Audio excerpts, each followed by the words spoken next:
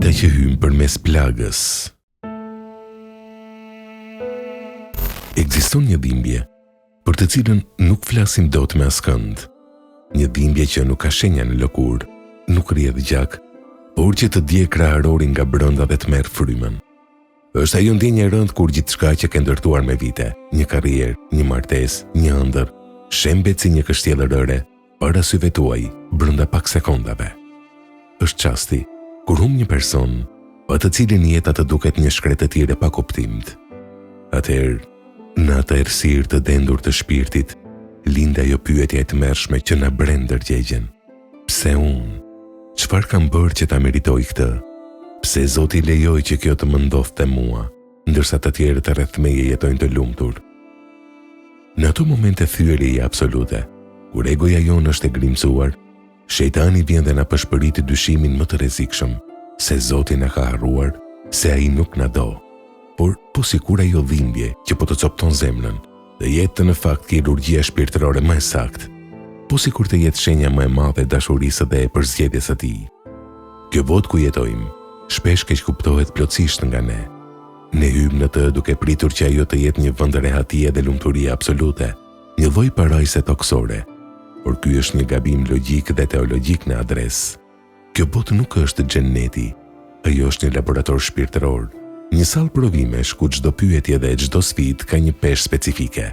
Allahu i madhëruar nuk e krijoi këtë jetë që ne të vegjetojmë në komoditet, por që të dëshmojmë se kush jemi në të vërtetë nën presion.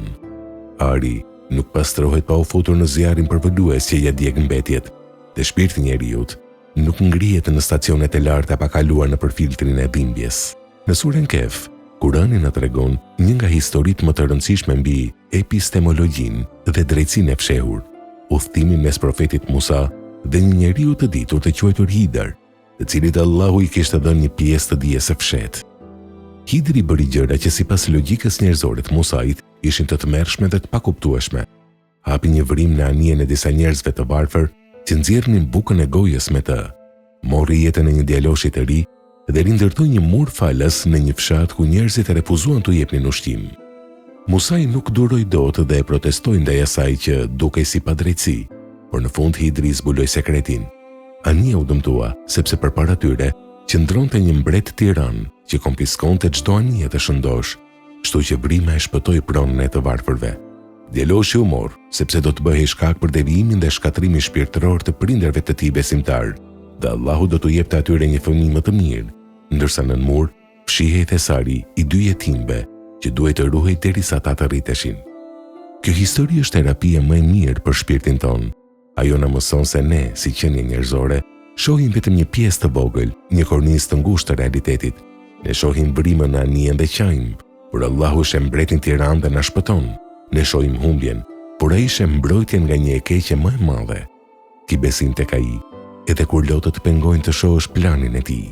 Në psikologjinë islamike ekziston një koncept që shkon shumë përtej konceptit perëndimor të pranimit apo resenjimit. Ai quhet rida, të jesh shpirtërisht i kënaqur me atë që krijuesi ka zgjedhur për ty, sepse ti e di që ai të njeh më mirë se sa ti veten tënde. Është gjendja ku njeriu thot: "O Zot, nëse kjo gjendje të kënaq ty dhe më afron tek ti, atëherë unë jam i lumtur me të." Profeti Muhammed ka thënë: "Nëse Allahu e do një popull, ai sprovon ata. Kush kënaqet me caktimin dhe nuk revoltohet, Allahu kënaqet me të dhe e përfshi në mëshirën e tij." Kur arrin këtë nivel maturie shpirtërore, ankthisht duket, ti e kupton se çdo gjë që të ka goditur nuk ishte asnjë mundësi fizike apo metafizike të ta anashkalonte, dhe çdo gjë që të ka anashkaluar nuk mund të të godiste kurrë. Ti dorëzohesh tek i gjithdijshmi. Në llogarinë e Allahut të madhëruar, asgjë nuk humbet dhe asgjë nuk shkon dëm. Asnjë psherëtime jote e mbytur në mes të natës, asnjë pikë loti që ka rënë në jashtëkun tënd pa e paraskush nga njerëzit, nuk harrohet. Profeti Muhammed, paqja dhe bekimet e Allahut qofshin mbi të, na dha një ngushëllim që shëron çdo zemër të thyer e të dëmtuar nga kjo botë. Ai tha: "Nuk e godet muslimanin asnjë lodhje fizike, asnjë sëmundje kronike apo e përkohshme, asnjë breng mendore, asnjë mërzitje shpirtërore, asnjë dëm nga njerëzit e asnjë pikëllim i thellë, madje asnjë thumb i thjesht ferre që e shpon atë gjatë rrugës, pa ja fshirë Allahu me to disa nga gjunahet dhe gabimet e tij. Mendojeni këtë, dhimbja jote nuk është një energji e çuar dëm.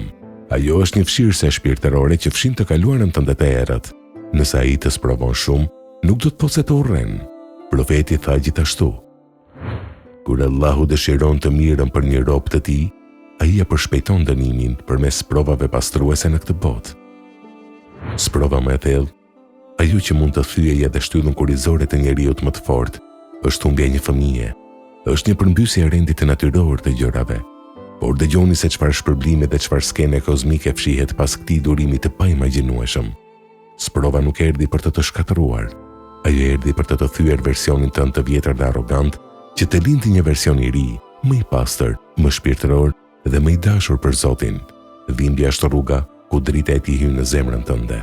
Prandaj, o ti që po mban një peshë që askush rreth teje nuk e kupton, o ti që mendon se nata jote nuk do të ketë kurrë mbarim, mos u dorëzo. Stuhia në të cilën po kalon tani nuk erdhi për të të mbytur, erdhi për të të pastruar rrugën nga iluzionet e kësaj bote. Premtimi i Zotit tënd është i patundur dhe absolut, i përsëritur 2 herë për të hequr çdo dyshim. Me të vërtetë, pas vështirësisë vjen lehtësimi. Gjeja të lehtësim të durimi, të namazi dhe të mbështetja totale tek ai. Pas çdo nate të errët, agimi është i garantuar. Allahu nuk e ngarkon asnjë shpirt për te mundësive të veta. Ati i takon ajo që bëri mirë dhe kundër tij është ajo që bëri keq. Surja Bekare 286.